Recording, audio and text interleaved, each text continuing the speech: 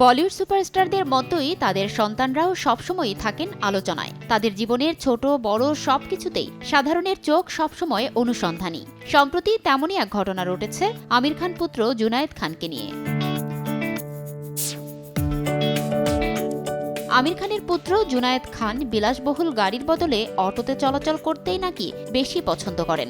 সম্প্রতি ভারতী সিং এবং হর্ষ লিম্বাচিয়া এর ইউটিউব চ্যানেলে একটি আড্ডায় অভিনেতা হিসেবে বলিপাড়ায় সদ্য পথ চলা শুরু করা আমির খানের জ্যেষ্ঠ পুত্র জুনায়েদ খান তার এই অভ্যাসের পেছনের কারণ ও একটি মজার ঘটনা শেয়ার করেন।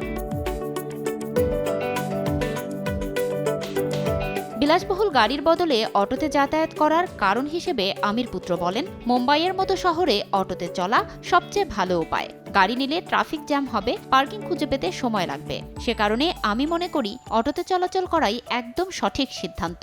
তিনি আরও বলেন, মুম্বাইয়ের বেশিরভাগ মানুষ আমাকে চেনে না, একবারই কেবল এক অটো চালক আমাকে চিনেছিল। সেই ঘটনা শেয়ার করে তিনি বলেন, একবার আমি আন্দেরি থেকে বান্দ্রা যাচ্ছিলাম নাটকের রিহার্সালের জন্য। একই সময়ে বাবা ইয়াশ রাজ স্টুডিও থেকে ফিরছিলেন। একটা লাল সিগন্যালে তার গাড়ি ঠিক আমার অটোর পাশেই থেমেছিল। আমি তখন ফোনে ব্যস্ত ছিলাম। বাবা গাড়ির জানালা নামিয়ে আমাকে হ্যালো বলেন, আমিও পাল্টা জবাবে তাকে হ্যালো বলি। পরে মজার ঘটনা উল্লেখ করে আমির পুত্র বলেন, সিগন্যাল ছেড়ে দেওয়ার পরে বাবার গাড়ির সামনে চলে যায়। তখন অটো চালক আমাকে জিজ্ঞেস করেন, আপনি তাকে চেনেন? আমি বলি, হ্যাঁ, আসলে আমরা একই এলাকায় থাকি। তার মা আর আমার দাদি বানারসের। জুনায়েদের মুখে এমন ঘটনা শুনে উপস্থিত সবাই হেসে ওঠেন। অটো চালক খুনাক্ষরেও বুঝতে পারেননি তার গাড়িতে বসেছিলেন স্বয়ং আমির পুত্র।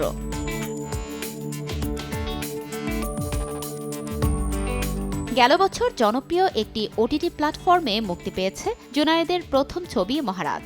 সেখানে বেশ জনপ্রিয়তা পেলেও প্রচার থেকে দূরে থাকতেই পছন্দ করেন আমির পুত্র। তথাকথিত তারকা সন্তান সুলভ আচরণও তার নেই এবং জুনায়েদের এই গুণেই মুগ্ধ সাধারণ মানুষ। ফারজানা লিনা, সময় সংবাদ।